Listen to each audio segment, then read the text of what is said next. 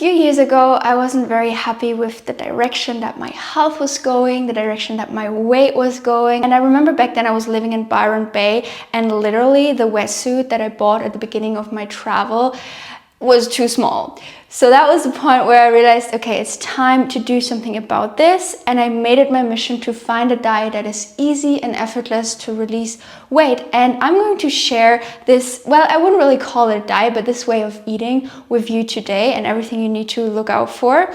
And at the end of this video, you're gonna know exactly what you need to do and what I did to go from 74 kilograms to 54 kilograms. And before we get into this diet, which I'm going to present to you on this beautiful whiteboard that I usually use for my to-dos, I want to share very quickly that my new book, Slimming Secrets, is finally out. So if you want to learn more, check out the link in the description box. And now let's get into the diet.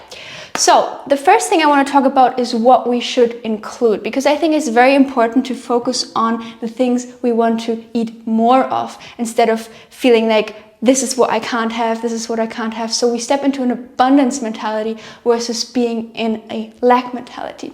So the first thing I want to talk about is fiber. And I apologize because I do not have the best handwriting, but I hope you can still enjoy this video. Anyways, so fiber, I'm sure you know all about it, but I'm still going to mention it because repetition is important, and maybe the more often you hear it, the more likely you're going to take action upon it. So fiber is so important because it literally helps move out old waste, old gunk from your digestive tract and help you to poop it out. So it's a very easy way because you don't even have to be in a calorie deficit, but you're still going to release weight, you're going to release old baggage. And then on top of that, fiber also really helps with satiation, because when you eat fiber, it literally has no calories, but it has volume. Of course, you don't want to overdo it and just eat lettuce all day, because I don't know, you probably would have to eat 20 kilos of lettuce to fulfill your daily requirement of calories. So a balance of, fiber-rich foods and also some calorie-denser foods is of course very important. But yeah, I see people all the time eating close to no fiber. So foods that have very little fiber, we're going to talk about a little bit later in this video, because I'm also going to share with you the things that you want to maybe stay away from for some time, you might want to take a break from. So the second thing I want to talk about is H3O. You also call it structured water. So it's not the water that comes out of the tap or out of the spring, but it's the filtered water from the plant. And it is so amazing because it contains something called inulin. Not insulin, but inulin. And what inulin does, it first of all helps reduce inflammation and puffiness. Like when you've eaten a lot of sodium, I'm sure you know that feeling of being a bit puffy. It helps reduce that, and also it really helps with not having such high insulin spikes. That's why fruit doesn't really cause any blood sugar problems, because it has so much living water. And then on top of that, that structured water just helps repair things in the body, flush out toxins, same as the fiber. And then the last one I want to talk about are vitamins. And I so hope that you can actually read what I'm writing here. I haven't checked this whiteboard out before, but I'm sure it'll work. So vitamins and minerals. Now, also something you probably know, probably since you're a child, eat your vitamins, eat your fruit, eat your vegetables. And yeah, the reason why that is so important, because it also helps with satiety, because satiety doesn't just come from calories. A burger that has 1,000 calories versus a starch and vegetable meal or a fruit meal or whatever that has 1,000 calories.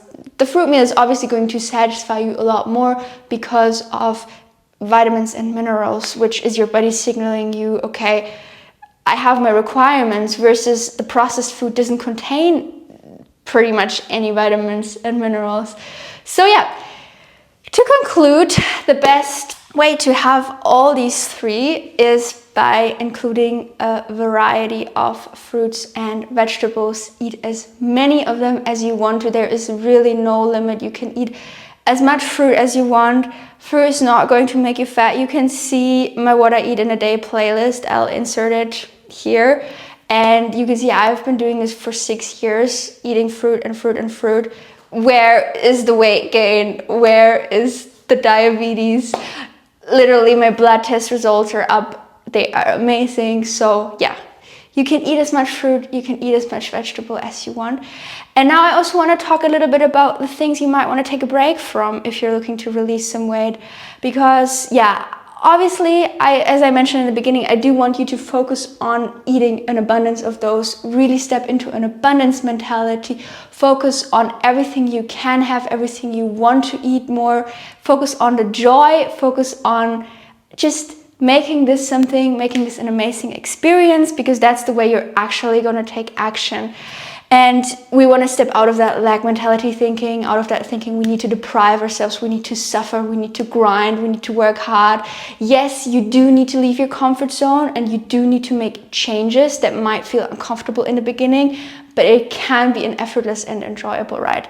So the first thing you might want to take a break from is excess sodium. Obviously, sodium is important, but most people have way too much sodium in their diet and way too little potassium. And what that is going to do is it is going to up the inflammation like crazy. And the more inflamed you are, the more puffy you look, the more weight you hold on, which might not even be fat, but just baggage that you're carrying around unnecessarily. So the easiest way to eliminate, the excess sodium, of course, sodium is important, and sodium is included abundantly in all fruits and vegetables, especially cherry tomatoes, celery, coconut water. But yeah, every living food contains sodium. And I think a little bit of salt is all right if you want to. I recommend tracking your salt intake by using something like Chronometer and making sure you stay under 1 gram of sodium per day. So 1,000 milligrams, that's, it's still a good amount, but it's not so much that you have an imbalance of sodium and potassium. Personally, I don't eat salt most days because that's just how I feel my best. But I think everyone needs to do what they enjoy the most. The second one is, you probably also know, but I'm still going to remind you that processed foods is another thing that is going to be a roadblock on your weight loss journey, because it's very calorie dense and typically very low in all 3 of those. And on top of that, usually very high in sodium. Most things that are packaged, because sodium is something that, makes shelf foods last longer. So yeah, that's why I prefer to eat most of my foods fresh, coming without a package, coming without a food label, still making really, really enjoyable dishes. Again, check out my What I Eat in a Day playlist if you want to see what that can look like. And then the third thing is oil. Now, I've talked a lot about oil on this channel. I'm not against fat. I'm also not against oil. But if you're looking to release weight, oil is literally the most calorie dense food source out there.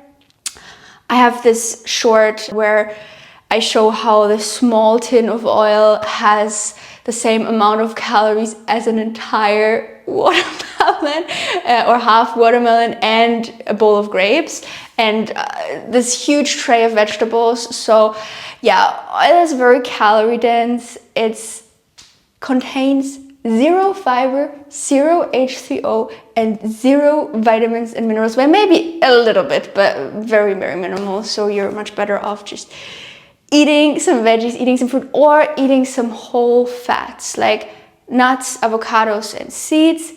Personally, my favorite fat source are hemp seeds, because they're also high in omega-3, or they have a good omega-3 to omega-6 ratio.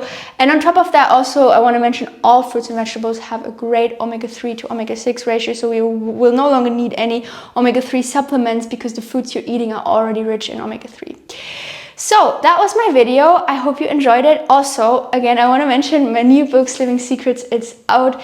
It literally contains everything, all the knowledge, all the research I have done over the last 10 years, which literally has been the moment where I started learning about nutrition, falling into so many pitfalls. And it is the book that I wish I had back then, that would have speeded things up for me dramatically.